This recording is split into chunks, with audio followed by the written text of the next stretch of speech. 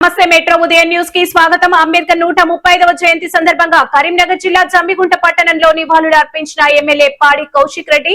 కరీంనగర్ ఆయా chairman Mulugu Prashanth Kumar, BJP, Congress, BRS, దళిత సంఘాలు, మాల మహానాడు సంఘాల ముఖ్య నాయకులు, అభిమానులు నివాళులు అర్పించారు. ఈ సందర్భంగా వారు మాట్లాడారు.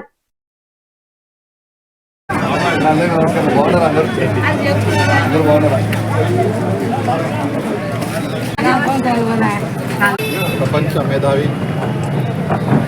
సంఘ సంస్కరణకర్త, బహుభాష కోవిదుడు, సామాజికవేత్త, ఆర్థికవేత్త, న్యాయ కోవిదుడు,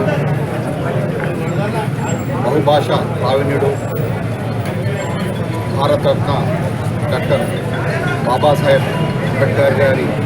135వ జయంతి కార్యక్రమానికి ఇచ్చేసిన పట్టణ ప్రజలకు, పుర ప్రముఖులకు,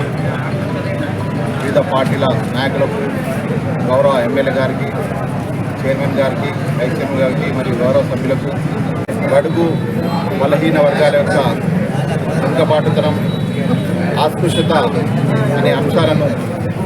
చాలా దూరంగా నుంచి రాజ్యాంగంలో ఈ అట్టడుగు వర్గాలు రేపు రాబోయే సమాజంలో అన్ని రకాల ఫలాలు పొందాలని,